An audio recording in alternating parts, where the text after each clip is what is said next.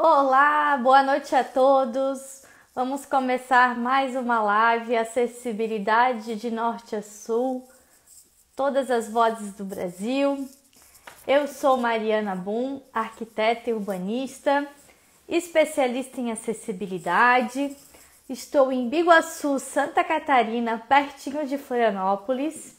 E primeiro eu vou me audiodescrever para vocês. Eu sou uma mulher de pele clara, cabelo castanho na altura dos ombros, cacheados, e estou usando uma blusa azul bic. Atrás de mim tem uma prateleira com vários produtos de acessibilidade, Barbies da inclusão, livros, enfim, bastante coisa de acessibilidade aqui atrás de mim. Para quem está vendo essa live pela primeira vez, essa é uma série de lives que acontecem todo domingo às 8 horas da noite, tá? E esse é o último mês da série. A gente tem hoje mais 3 lives para acontecer e depois a gente vai dar uma pausa, vai finalizar, né, essa temporada da série. E toda semana a gente traz alguém que tem alguma relação com a acessibilidade para a gente parar de achar que acessibilidade é um tabu. Então, se você não viu as outras lives, pode acessar aqui no meu Instagram, que tem todas as lives que já aconteceram gravadas aqui no feed do meu Instagram. Então todo mundo pode ir olhando e aprofundando o conhecimento sobre acessibilidade. Hoje a gente vai ter aqui na live o Fernando Péria. O Fernando, ele é arquiteto e urbanista, mas antes disso ele trabalhou na indústria de plástico. E ele deu uma reviravolta na carreira, cursou arquitetura e urbanismo, se especializou em acessibilidade e ele também se especializou na área de acessibilidade mais voltada para as tecnologias, a acessibilidade usando as ferramentas BIM, que a gente vai falar aqui o que é, acessibilidade à inteligência artificial, o que a gente pode fazer para ajudar os trabalhos de arquitetura usando a inteligência artificial. Então vamos chamar ele aqui para conversar com a gente e a gente fiquem à vontade, fazer pergunta, pode perguntar e a gente vai, à medida que possível, incluindo aqui as perguntas no decorrer da conversa, tá bom? Se vocês puderem colocar de onde que vocês são, ó. O Diego já escreveu aqui, ó. Mariana, sou o Diego, deficiente visual. O Nestor deu boa noite. E já entrou algumas pessoas aqui conhecidas, outras não tão conhecidas. E é muito bacana ver todos vocês aqui. Eu vou chamar então o Fernando para a gente começar o nosso bate-papo. Espera aí, vamos chamar aqui. Fernando Péria. Oi, Ana Jardim, a Ana é do Rio, Nestor de Porto Alegre.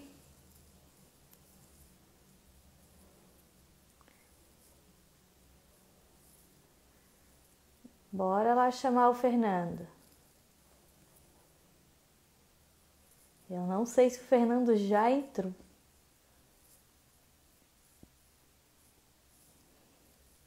Deixa eu dar uma espiada aqui. Ainda não. Ó, Manuel Bezerra escreveu que ele é deficiente físico, mora em Canindé, em São Francisco, Sergipe, no Alto. Ó, o Fernando Péria tá entrando aqui na live. Bora lá, Fernando.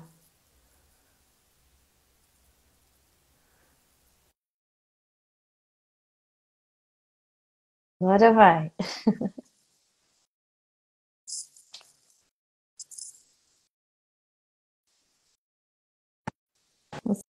Você fechou aí.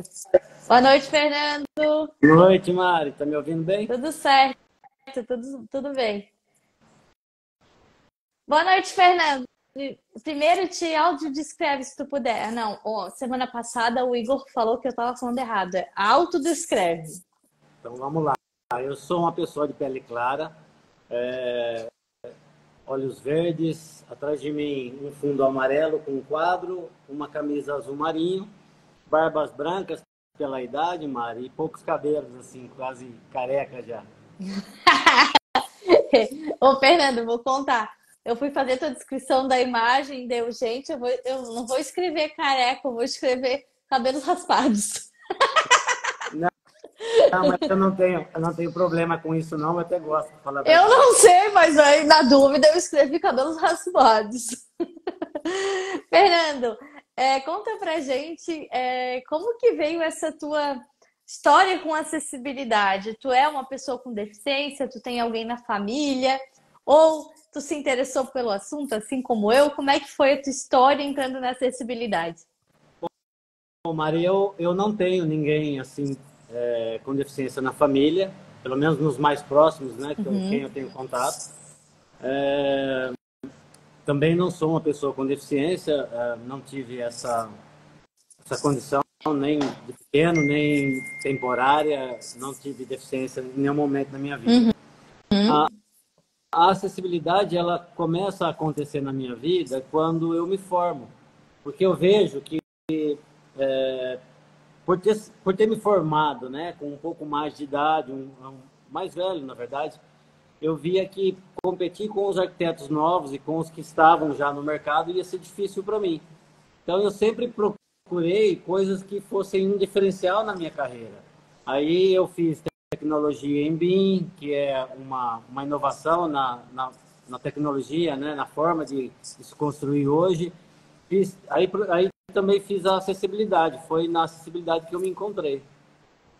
Então, tu te encontrou procurando maneiras de te diferenciar no mercado da arquitetura, né? Sim, E é eu sempre... muito bacana porque quando a gente olha hoje, tipo, até vagas de emprego ou de estágio, é uma montoeira de requisitos que a pessoa tem que saber todos os programas possíveis, enfim, a pessoa tem que saber tudo de tudo e no final isso é difícil, às vezes acaba sendo até frustrante para os recém-formados que, meu Deus, a pessoa, ou até uma vaga de estágio, está querendo uma pessoa formada oferecendo uma vaga de estágio. Eu acho que cada vez mais está direcionando para que as pessoas sejam especialistas em alguma coisa, né? Porque na nossa área, você sabe bem disso, não dá para eu ser um bom arquiteto de interiores, não dá para eu ser um bom arquiteto de acessibilidade, ou, né, enfim, ou eu sou especialista em alguma coisa, ou eu vou sair fora do mercado já já. Sim. O generalista hoje está perdendo muito mercado, né? Sim. E, Fernando, conta pra gente como é que foi essa tua mudança de carreira. Como tu comentou, tu fez a faculdade de arquitetura já um pouco mais velho. Tu trabalhava em outro ramo? Como é que veio essa vontade de cursar arquitetura? Sempre sempre trabalhei com empresas familiares, né? Então Uhum. eu iniciei a carreira na rede hoteleira, que é da família também. Depois eu passei por uma época em fábrica de papelão ondulado, que também é uma empresa familiar.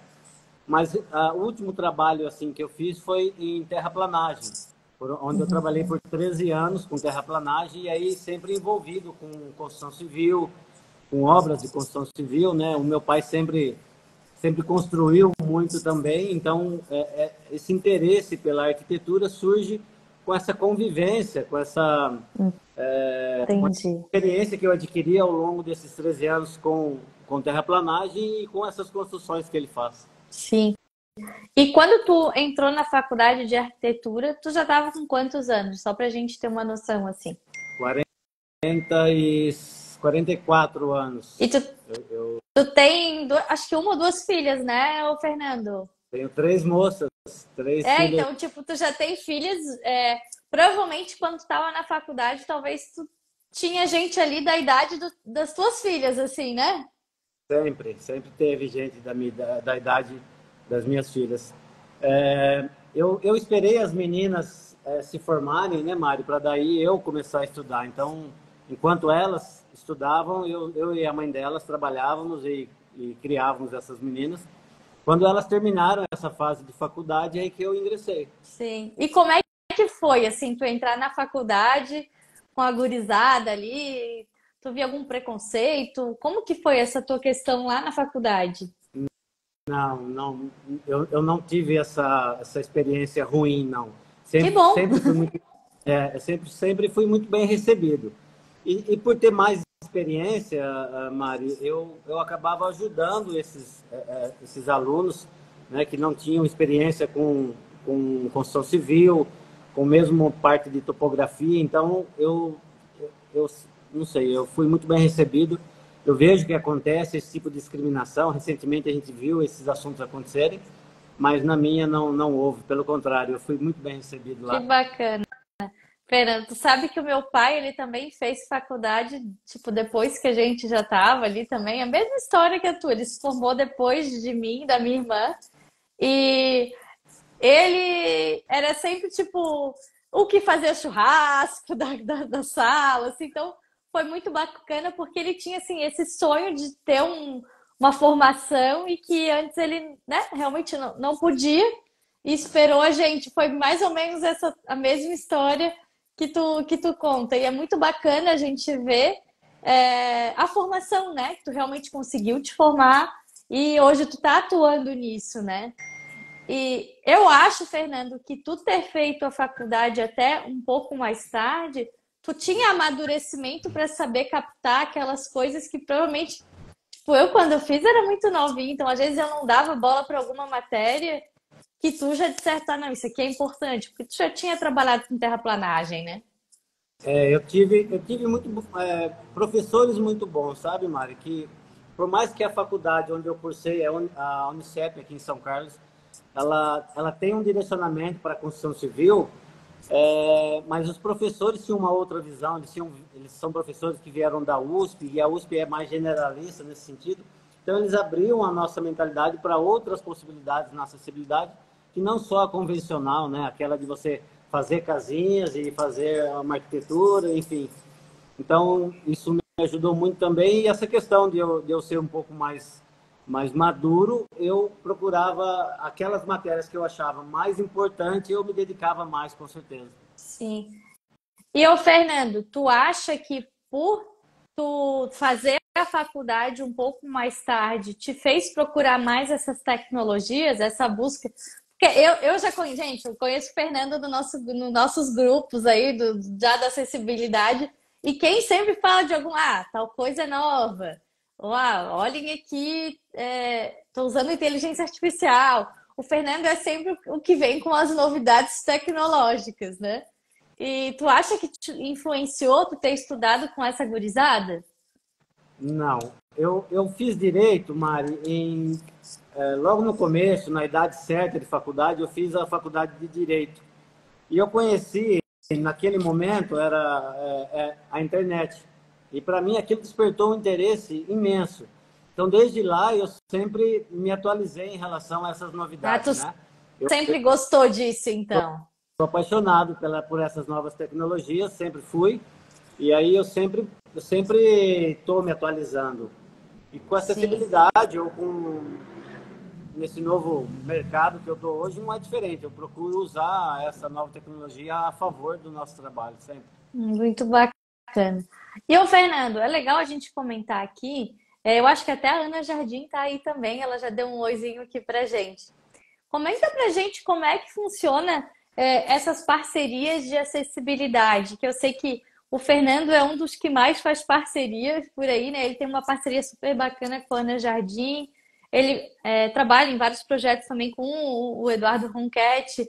Como que são essas parcerias que tu faz?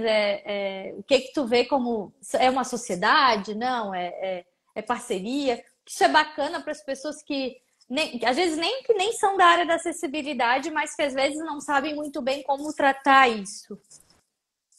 Ô Mari, essas parcerias, elas são extremamente importantes para quem faz acessibilidade, porque assim, ah, uma coisa é você saber a acessibilidade e outra coisa é você praticar a acessibilidade, né? São duas coisas muito distintas aí, porque você pode saber muito sobre acessibilidade, mas não saber aplicar ela de fato. E Ou ver o negócio pronto também, né? é, Parece que o BO só acontece na hora que vai executar de verdade, né? exatamente. E nesse sentido, o Eduardo e a Ana foram importantes demais para esse início de carreira, porque eu venho estudando acessibilidade desde quando me formei, isso já há 3 anos que eu venho me especializando nisso. mas me faltava a prática. E pegar pessoas com experiência no mercado, como a Ana Jardim, e fazer essa parceria, isso me motivou porque era uma forma de eu aprender, de fato, fazer acessibilidade, né? Porque a Ana tem um conhecimento fantástico na área de indústria. O Edu dispensa comentários do conhecimento dele. Então, trabalhar com esses dois profissionais me deu uma expertise que eu ainda não tinha.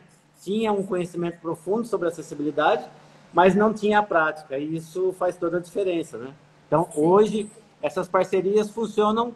A Ana, por exemplo, quando pega um projeto, ela sempre me convida, você quer participar? Ou seja, fazendo laudo, ou fazendo projeto, ou dando consultorias em algumas indústrias que a gente costuma fazer. E o Edu, com o excesso de trabalho que ele tem, eu tenho recebido vários convites dele para fazer as vistorias com ele, às vezes, por exemplo, essa dos hotéis que a gente fez agora. Esse mês agora, dia 16, eu vou estar em João Pessoa, lá na Paraíba. Vou ficar 15 dias, mais ou menos, lá, fazendo laudos de acessibilidade para o Edu. Uhum. Depois eu retorno, aí vou a Manaus, a Fortaleza, a Goiânia, quer dizer, não vou parar. Ele não para, ele não para. Mas o que eu acho bacana da gente comentar sobre essas parcerias, que a gente acaba ficando sem fronteiras, né? Porque às vezes as pessoas perguntam, Mari, tu faz trabalho de acessibilidade para fora de outros lugares ou é só aí em Florianópolis, né? Geralmente o pessoal fala assim, não, para onde que tu quer? Sei lá, vamos por Manaus. Eu consigo. Por quê? Porque a gente sabe que lá em Manaus a gente tem alguém que possa fazer essa ponte, fazer vistorias, enfim. Então, isso que é bacana, porque eu acho que a parceria acaba nos tornando sem fronteira. E a internet também, né? Sem dúvida. Você vê que agora na Paraíba eu vou estar com o João Paulo, que faz parte do nosso grupo. Em Fortaleza eu vou estar com a Zilsa, a professora Zilsa. Em Goiânia já com a Eliana e o Edu, então, o Augusto. Então, são pessoas que a gente acaba conhecendo, né, ao longo desse trajeto da acessibilidade. Eu moro numa cidade, Mari, uma cidade pequena do interior, não tão pequena, mas São Carlos é uma cidade conhecida como capital da tecnologia.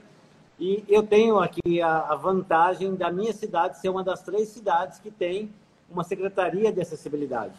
Então, a secretária hoje, a Lucinha, que é uma excelente secretária, ela trabalha bastante com acessibilidade, ela tenta desenvolver isso na cidade, mas por incrível que pareça, eu ainda não fiz nenhum projeto em São Carlos.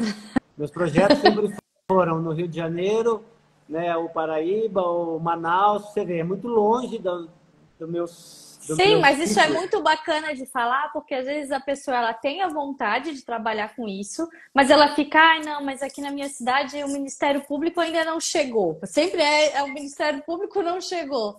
Gente, pode não ter chego aí, mas quando chegar aí, tu já vai ser uma referência. Então a gente já vem caminhando para quando acontecer isso, né?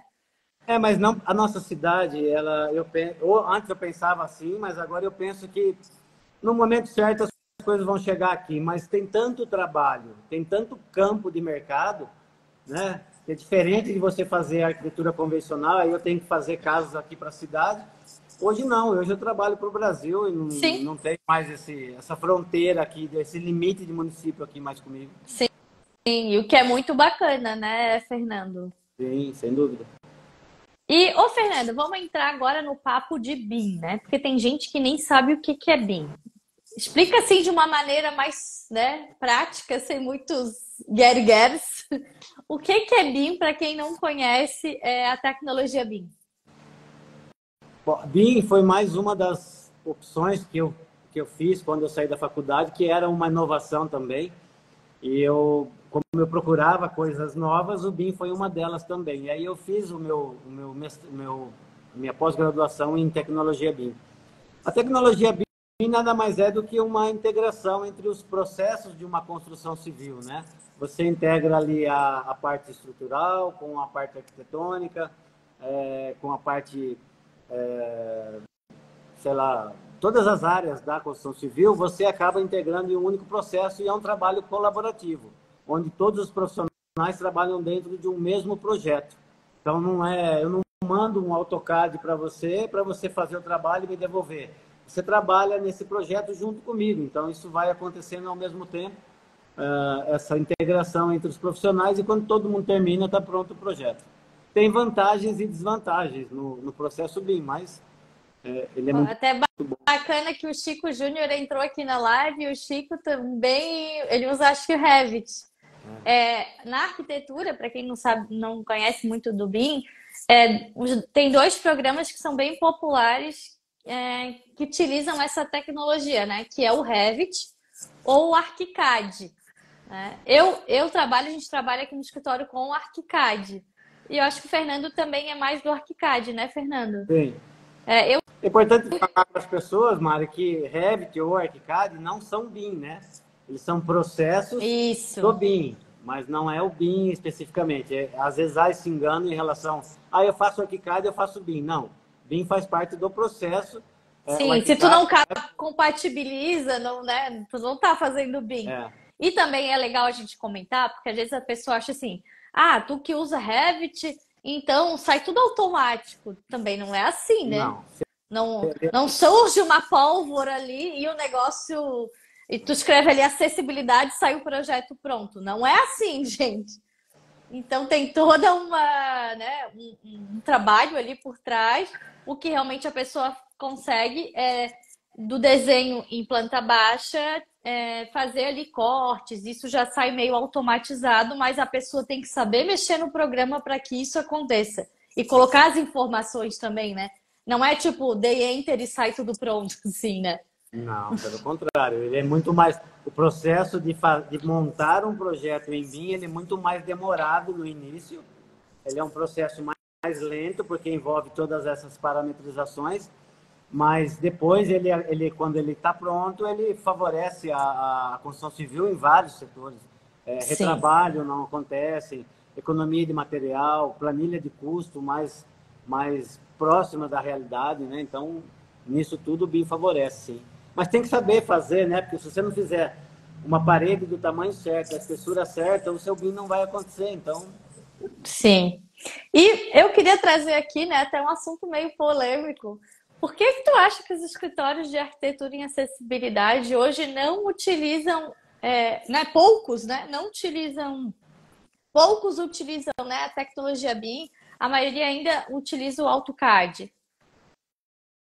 Eu acho que investimento em pessoas é um dos primeiros passos, assim, são importantes, e muita gente ainda não se interessou por essa nova tecnologia. Então, eu acho que ter pessoas que conheçam a tecnologia BIM no escritório é um dos primeiros passos. Depois, investimento em tecnologia, porque são projetos pesados, né?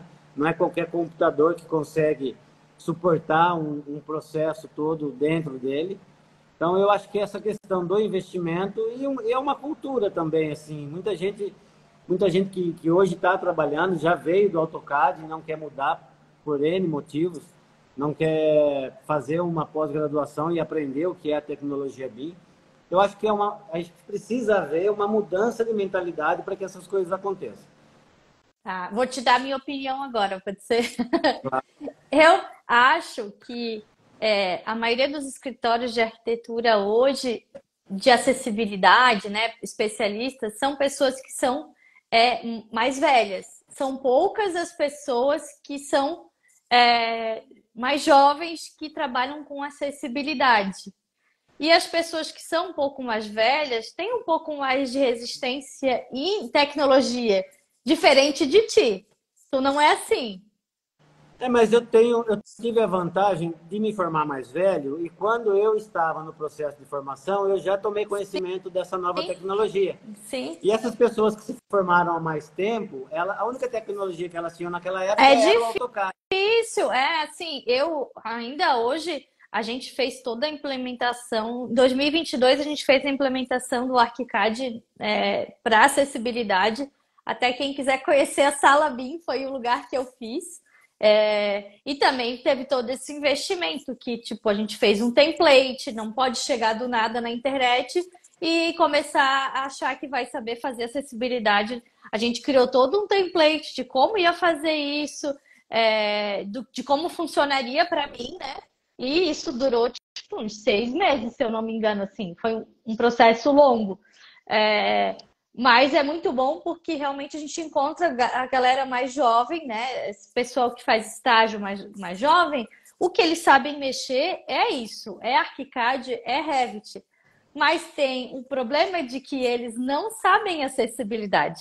Mesmo pessoas recém-formadas não sabem. Então, mas isso não seria só por questão de programa, né? Mas eu vejo muito disso, de que é difícil implementar e os projetos mais antigos, que são as adaptações de acessibilidade, elas já estão em AutoCAD.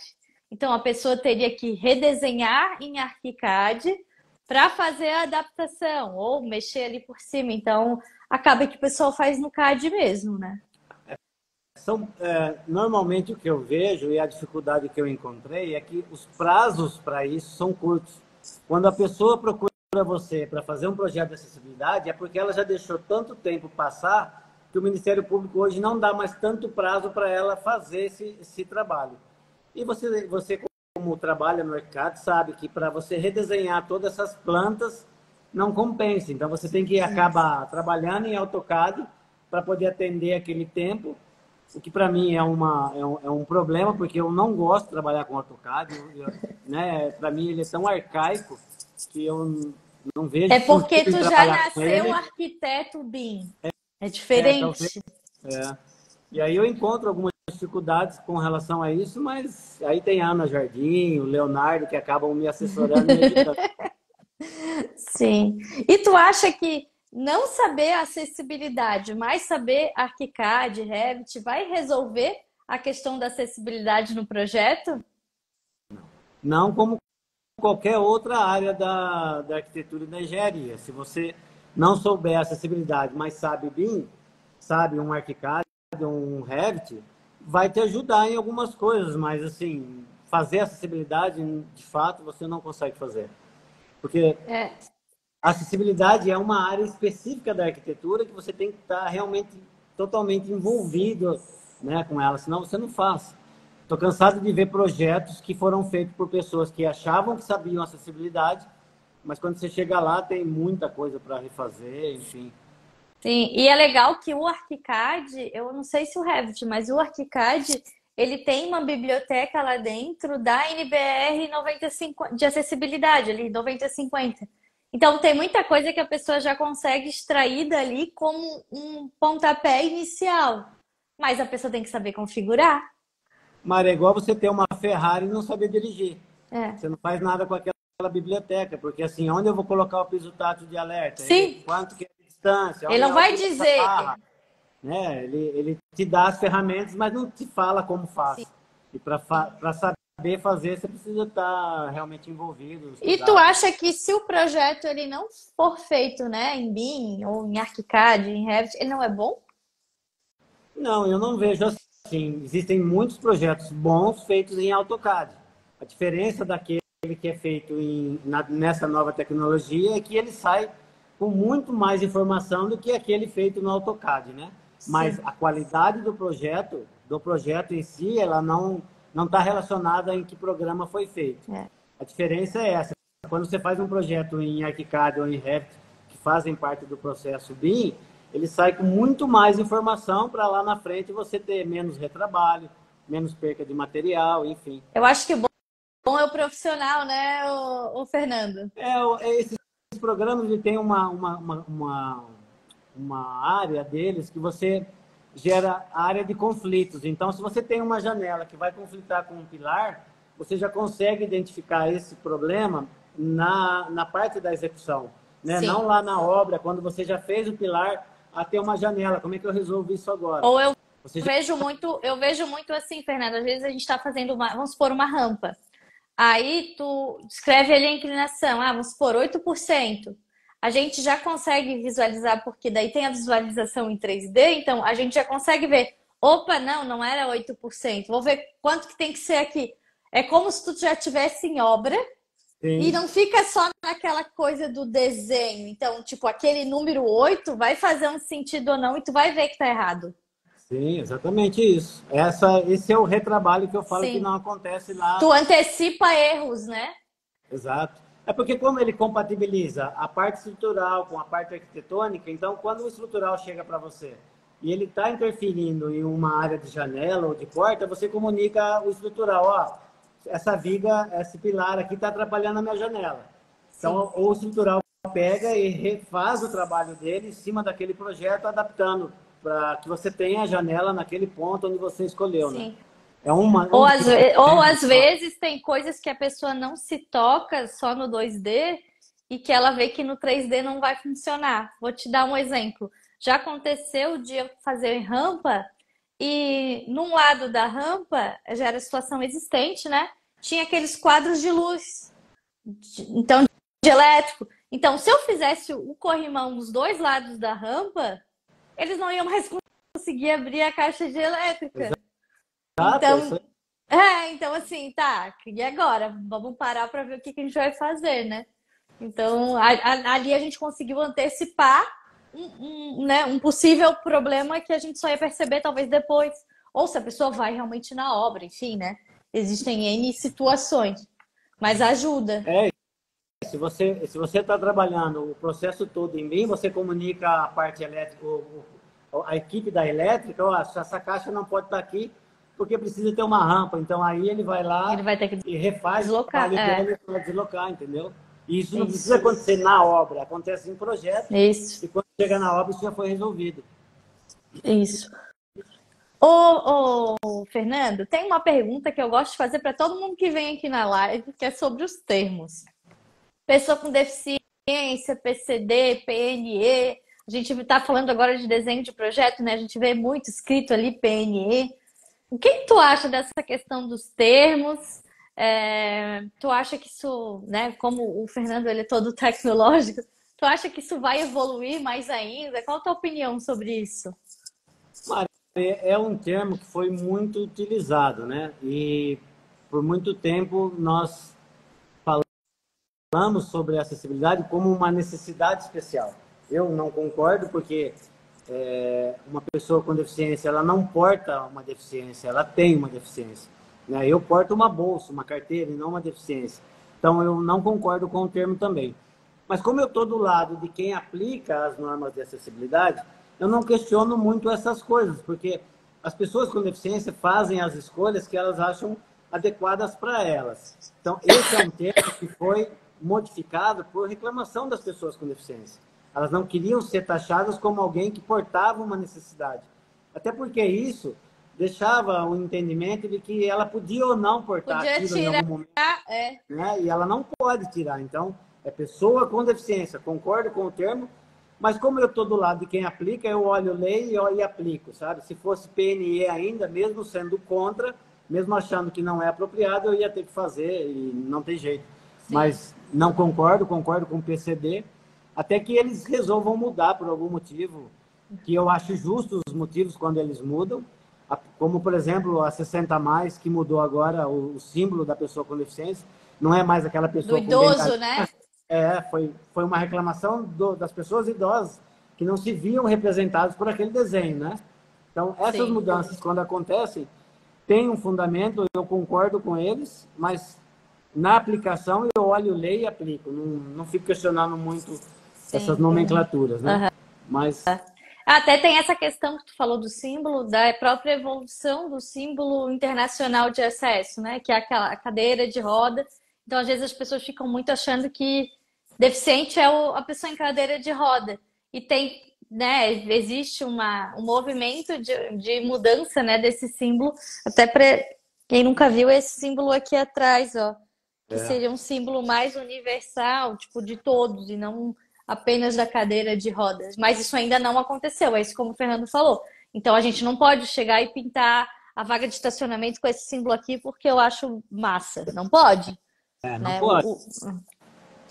Vaga de estacionamento na cor amarela ainda, a gente já sabe né, a normativa 965 já mudou para branca, e aí você vê obras sendo feitas com cor amarela ainda. Então, Sim. muita coisa ainda tem que mudar, viu, Mário? Ainda bem, porque tem muito trabalho para a gente, né? O acessibilidade aqui perguntou se no Revit não tem essa biblioteca. Acho que era aquela biblioteca da NBR. Eu não sei responder, tu sabe, Ô, Fernando? Mari, eu conheço a biblioteca do Revit, mas assim, ela está ainda nos padrões antigos. Aí Não sei a se gente- tem uma atualizada, sabe? Aquelas pias com a barra na frente. Sim. Enfim, eu, eu, eu, eu, Chico Júnior, se tu tiver aí, responde aí pra gente nos comentários. eu fiz, né?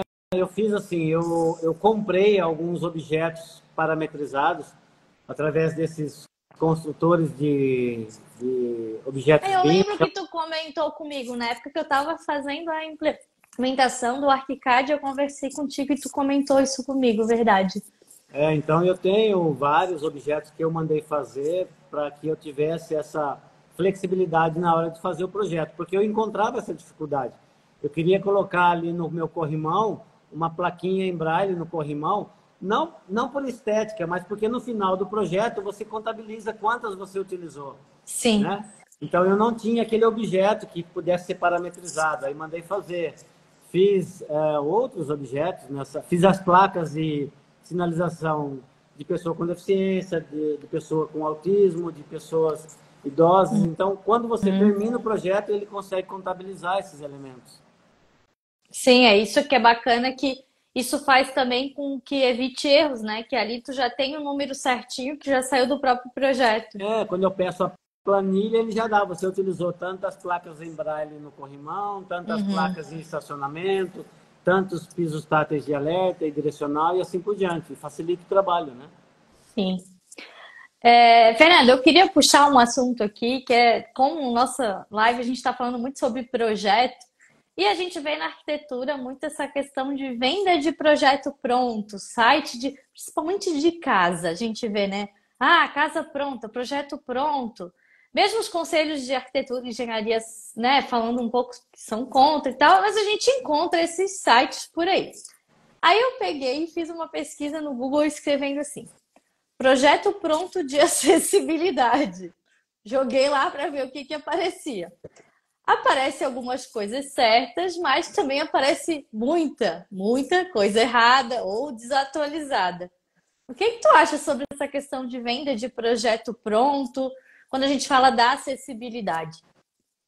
Eu não gosto muito disso porque assim eu vejo que a acessibilidade ela é específica, né, Mário? Cada uma das edificações tem a sua especificidade.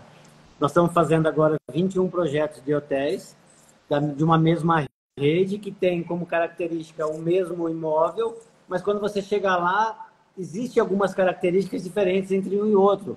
Então a recepção às vezes não está no mesmo lugar, ou o restaurante não está no mesmo lugar, ou tem um degrau antes de chegar naquele Ou as restaurante. legislações municipais também, né, Fernando? Porque Aí, o hotel vai chegar lá, ele vai ter que respeitar o que a lei do município está então, dizendo, né? e aí você pega a área externa desse hotel, por exemplo, você tem um padrão de calçada que você vem fazendo para os hotéis, e chega lá, você não consegue implementar porque aquela cidade ela faz a própria legislação sobre calçada e aí você tem que mudar tudo, né? Sim. Então não dá para ter projeto. Muito embora algumas coisas eu concordo. Você vê que o Eduardo, por exemplo, vende um projeto de sanitário acessível pronto. Então eu acho que Mas é ótimo para a pessoa ter como referência. então, mas mais do que isso, quando você precisa fazer um sanitário dentro de uma edificação, se você pega aquele projeto pronto dele, você consegue implementar em qualquer edificação. Então, em alguns casos eu concordo, mas em outros eu acho que precisava de uma avaliação um pouco maior. E fazer Sim. E projeto para vender pronto online eu não concordo, né? Se você não vai no local, não vê como é a topografia da região, onde nasce o sol, né? Então tem sim. muita coisa que precisa ser vista. Então é muito legal a gente falar disso, sobre essa questão de receita de bolo. Tu acha que existe uma receita de bolo na acessibilidade? De certa forma existe. Eu vou te falar como. Quando você vai fazer uma vistoria, por exemplo, você faz calçadas, você faz acessos, aí você faz circulação horizontal, circulação vertical, faz mobiliário. Então, essa receita do que fazer quando você chega a uma vistoria existe.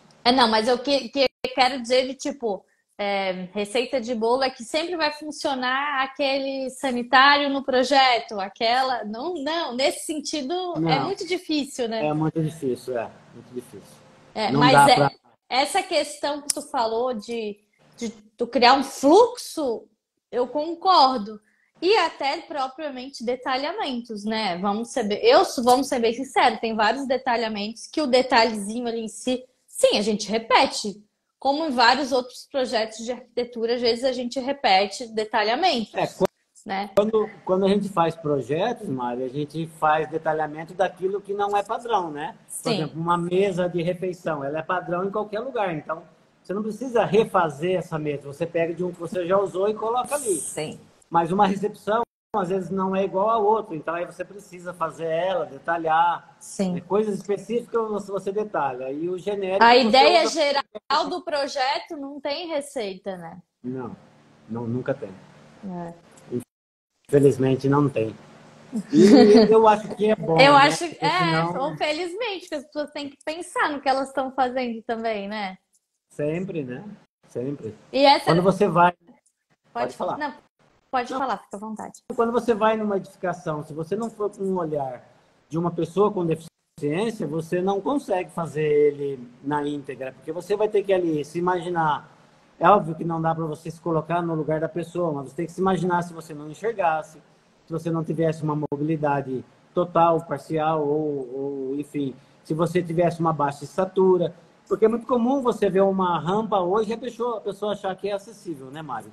Ela esquece do deficiente visual, ela esquece da pessoa com baixa estatura, ela esquece do ostomizado, ela esquece de tantas outras deficiências que são importantes.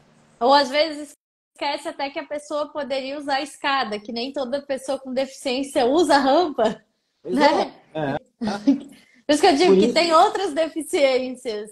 por isso a importância, né, que a gente sempre fala que toda a entrada tem que ser acessível e ter pelo menos duas formas de deslocamento. Sim. Escada ou rampa, rampa e escada, rampa e elevador e assim por diante. Para dar a opção da pessoa usar uma rampa ou uma escada, se ela quiser. Isso é muito bacana. Ô, Fernando, quando a gente fala aí de inteligência artificial, o Fernando ele também gosta dessa parte. Tu acha que a inteligência artificial vai substituir algumas profissões? Quem quiser Eu, comentar aí também, isso é um assunto que é legal a gente ver a opinião de vocês aí. Vocês acham que eu, a inteligência artificial substitui profissão?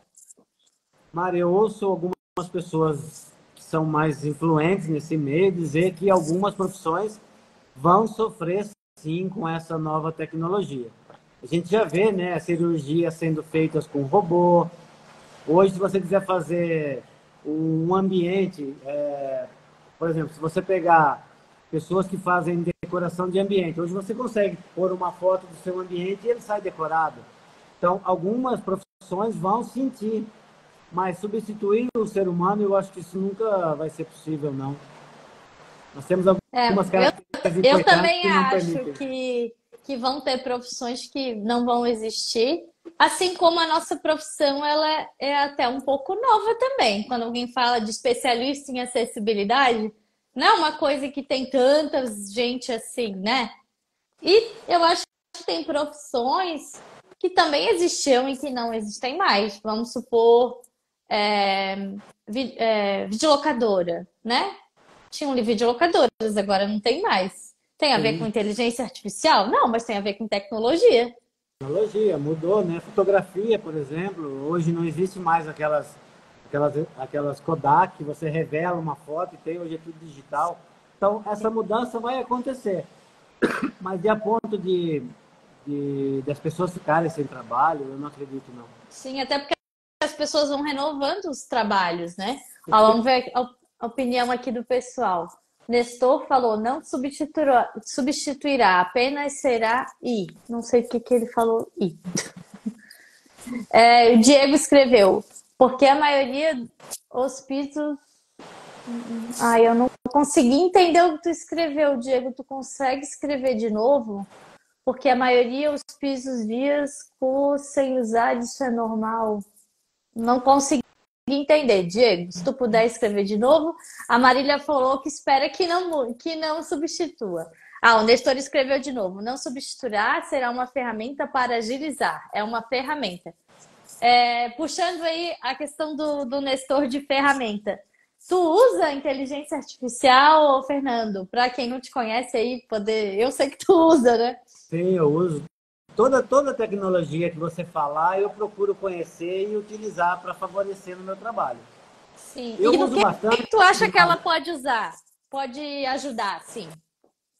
na acessibilidade, não muito, mas na diagramação de alguns textos, quando eu vou expor uma ideia que eu tenho, eu coloco as minhas ideias e ele faz um texto bem elaborado. Então, nesse sentido, eu acho que ela me ajuda muito.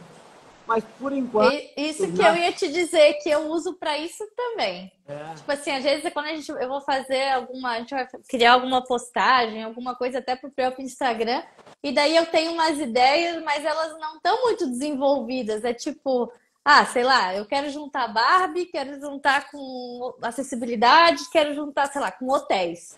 Aí ele me ajuda a a eu formular, fechar um pouco mais a minha ideia. Mesmo que a ideia seja minha, às vezes ela não está muito construída. exato. Então, nesse sentido, eu acho que ela, para mim, ela ajuda.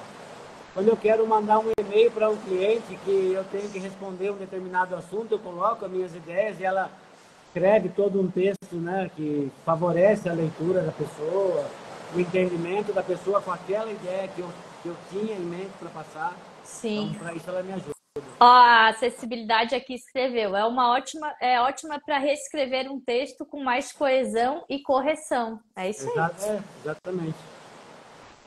E tu usa por onde, Fernando? É pelo chat GPT? Tem o Sonic GPT, o Chat GPT. Eu procuro sempre usar vários para ver Explica aquele que aí mais. pra gente que a gente não sabe o que é isso aí, não. São sites que você, de inteligência artificial, que você coloca lá. Por exemplo, eu quero escrever um texto que tenha como ênfase a preocupação. Então eu coloco lá, escreva um texto para mim com uma ênfase em preocupação. Ele vai formular esse texto com esse pedido que eu fiz, né? Sim. O Sonic GPT é um outro site que faz o mesmo que o site GPT. Existem outras tecnologias já surgindo, que é o site GPT-4, enfim, que são muito mais específicos naquilo que você pede. Sim. Mas é bacana, o Fernando, a gente comentar aqui que às vezes o texto que é criado minha experiência pelo chat GPT, né? Às vezes os termos usados na área de inclusão, acessibilidade, não são os 100% corretos. Então a pessoa tem que ler e ajustar, porque em vários momentos, às vezes, tu vai escrever um texto, tu não poderia usar, é o cadeirante, e às vezes ele escreve. Mas é legal porque às vezes tu coloca. Eu já fiz assim, eu escrevi embaixo. Não é correto usar em textos a palavra cadeirante. Aí ele bota, desculpe. Daí ele vai lá e refaz e ele para de usar o termo dentro do teu login. Ele vai aprendendo com você, né? Se você sempre usar a sua mesma conta ali, ele vai aprendendo aquilo que você trabalha, os termos que você gosta que use, e ele vai se adaptando também. Sim. Mas Palestras, isso por exemplo, é bacana de as pessoas lembrarem, né? Não vai chegar e copiar, revisa, porque às vezes ele dá uma viajadinha. palestras, né? Eu monto com o chat GPT, que ele já estrutura uma palestra para você, ele dá uma organização de coerência naquela palestra, e aí você vai colocando os textos que você acha importante, corrigindo aquilo que ele fez. Porque Devia ter feito o roteiro da live no chat GPT. Agora que tá acabando, que tu me avisa isso. ele monta vários roteiros. E é importante falar, né, Mari, que na nossa profissão, por exemplo, é tão carente de profissionais que tem muitos projetos, mas falta também conhecimento. Então a gente acaba sendo solicitado o tempo todo a dar palestras, a dar cursos. Então é muito Sim. dinâmica essa área da acessibilidade hoje. É muito bacana, né? Gente, alguém tem alguma dúvida, alguma pergunta sobre tecnologias, acessibilidade ou alguma coisa para perguntar para o Fernando? Fiquem à vontade, tá? Ó, a Fernanda Nicolich falou que foi bem observado. Acho que era aquelas questões de revisar os textos para, né, não sair com termos errados. Fernando, vamos ver se alguém tem uma pergunta, mas eu queria saber assim, se tu tem um recado para os profissionais da engenharia, da arquitetura que trabalham ou que gostariam de trabalhar com acessibilidade. Que dica, um recadinho, assim, alguma coisa que tu tenha vontade de falar pra gente. Mari, eu aconselho quem estiver aí procurando, eu conheço alguns profissionais que me procuram às vezes porque não tem trabalho, né? A gente sabe que a área da engenharia e da arquitetura ela é concorrida. Então, para quem quiser sair dessa concorrência que existe na arquitetura convencional, que a acessibilidade ela é um caminho que dá várias possibilidades, né? Você vê que eu tenho apenas 3 anos de formado e 3 anos de acessibilidade e tenho a minha agenda lotada hoje em trabalhos aí esparramados por todo o Brasil. Deixa eu, Antes disso, deixa eu puxar até aqui, ó. O Fernando, ele é um dos escritores desse livro, né, Fernando? exatamente, esse foi um prêmio que eu recebi quando eu entrei na acessibilidade, porque ela não tinha nenhuma literatura específica sobre acessibilidade. E aí o nosso grupo teve essa ideia de fazer o livro e foi maravilhoso. Além disso, eu tenho essa certificação pela NBR, né, Mari, que nós acabamos de concluir, eu e você. Então, a gente, além de escritor, a gente é certificado pela NBR. Então, o meu recado é esse. Se você quer entrar nesse mercado que está carente de profissional, que você comece a estudar acessibilidade. Mas eu comecei a falar isso agora recentemente, Mari, e queria aproveitar esse espaço para falar também. Pode falar. As pessoas que eu vejo trabalhando com acessibilidade, como eu, você, Ana Jardim, Maíra, e as pessoas do nosso grupo têm em comum um único professor, que é o Eduardo Ronchetti. E para quem quiser entrar na acessibilidade, eu acho que tem que procurar o Eduardo Ronchetti, porque ele tem a didática correta, o conhecimento específico sobre acessibilidade correto, e eu percebo que nós nos tornamos profissionais diferenciados, porque fizemos com ele. Quando a gente chega numa obra que não foi feita por um profissional, que foi ensinado pelo Eduardo, a gente vê que a acessibilidade não foi bem feita. Então, se a pessoa quiser entrar nesse mercado, tem que entrar já pelo caminho certo, que é procurar o Eduardo, fazer os cursos dele e aí seguir carreira. Não tem outra forma, não vejo outra forma hoje de começar A a nossa acessibilidade. pós-graduação, que está aí, daqui a pouco vai chegar também, né? Pois é, além de tudo, nós ainda temos essa pós-graduação que está acontecendo, né? E Logo a gente vai poder divulgar mais sobre ela. Mas é isso, que quem quiser entrar na acessibilidade tem essa preocupação. Onde eu vou começar? Eduardo Ronchetti, não tem outra. é muito boa essa tua dica também, Fernando. Até para quem for contratar uma pessoa que trabalhe com acessibilidade, porque às vezes, né, a pessoa, tu faz acessibilidade, às vezes aquele profissional vai dizer, faço, mas ele faz tudo. Se tu perguntar, faço bombeiro? Faço. Faz estrutural? Faço. Então, né, se a pessoa não quer se incomodar depois com o assunto, procure um especialista. Você vê, a gente tem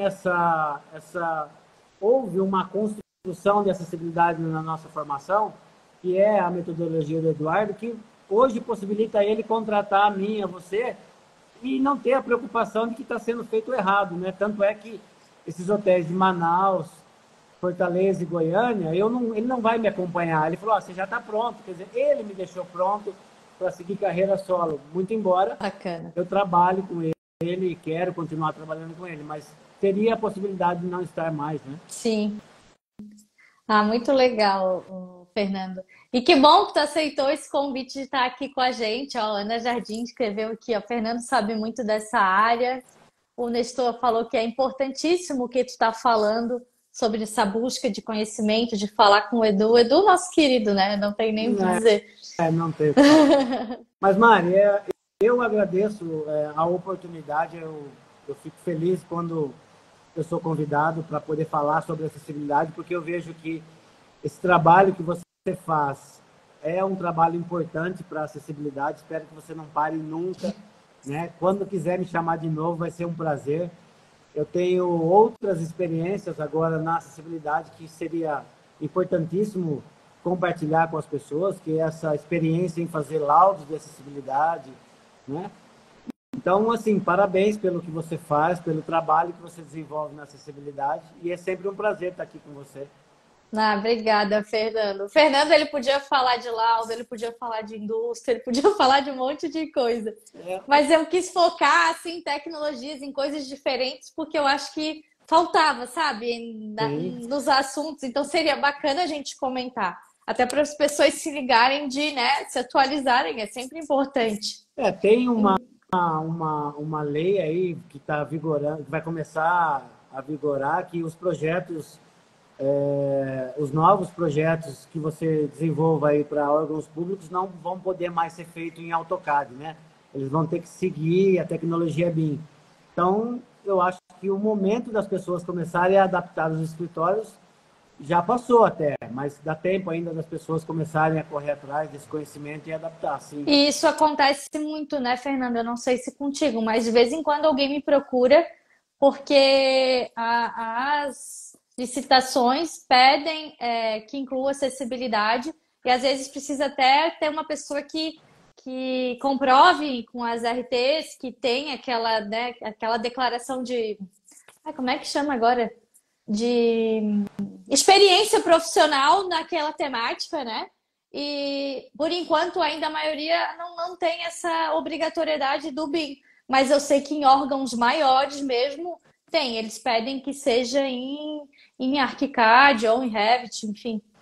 E além de ser em algum tipo de programa específico, eles querem que você comprove o conhecimento da acessibilidade através das RTs que você fez, né? Sim, A sim, maioria deles é assim. Até falei isso. para o Eduardo, né? Falei para o Eduardo que ele tinha que lançar um novo curso, que é levar as pessoas que já se formaram em acessibilidade a conhecer o trabalho de fato no dia a dia, né? Por exemplo, vender um curso aí de laudos, porque, Mari, é totalmente diferente. A prática da, do conhecimento assim, teórico de acessibilidade. Sim. Quando você chega lá, você se depara com várias situações, você fala, meu Deus, como é que eu vou adaptar aquilo nisso? E aí você, com essa vivência, você sabe que tem formas de fazer, E às vezes é tem... uma coisa tão básica que as pessoas não sabem nem qual é o material que elas vão usar para medir. Isso às vezes acontece. Ah, Mari, como é que tu mede a rampa? Eu pego 2 níveis. Ah, tu pode me mostrar? Opa, posso fazer um vídeo sobre isso. Porque para mim é tão simples. E eu gosto eu prefiro usar os níveis do que usar o inclinômetro e tal. E deu, gente, mas é tão simples. Mas é que é simples para mim, porque eu já sei como é que faz, né? Quando você... Eu agora, eu tenho uma indústria automotiva aqui de Piracicaba que está procurando a mim e a Ana para a gente fazer a acessibilidade dela. Então, quando você fala, puta merda, uma indústria, como é que eu vou fazer a acessibilidade de uma indústria? Né? E a Ana já me tirou esse medo quando nós fizemos algumas indústrias juntos já. Então, por isso a importância da prática, e ela difere muito do conhecimento teórico, sem dúvida. Então, eu acho que as pessoas que sabem a acessibilidade têm que começar a desenvolver essa questão agora da prática. Da prática, com certeza. Gente, obrigada, Fernando, muito obrigada. Quem puder, tira um print nosso aqui. Vamos lá, Fernando. Ó, ô Ana, tira pra gente aí, ó. Vamos sorrir aqui. Porque depois a gente fica com isso, é muito bacana. Obrigada, Fernando. Obrigado Obrigada por ter estado com a a você, gente Mari. hoje. Todo mundo que participou, que estava aqui também. Se alguém depois ficar com alguma dúvida, alguma questão também, podem ficar à vontade para vir falar com a gente. Eu também tenho um grupo do WhatsApp, quem quiser entrar é só depois me pedir ali o link, que a gente sempre coloca conteúdo novo, o que vai ter de live, enfim, é super bacana, ou até discussões sobre acessibilidade, é bem livre. E obrigada, Fernando, por estar aqui com a gente hoje e a gente ter feito esse bate-papo. Obrigado a você pela oportunidade, obrigado às pessoas que estiveram aqui junto com a gente. E para as próximas, né, que certamente vão assistir, porque não puderam hoje, mas deixar aí esse recado e sempre à disposição quando você quiser, tá bom, Mário? Obrigada. Obrigada, Fernando. Tchau, tchau, gente. Boa noite Bom final de fim de semana. Até mais.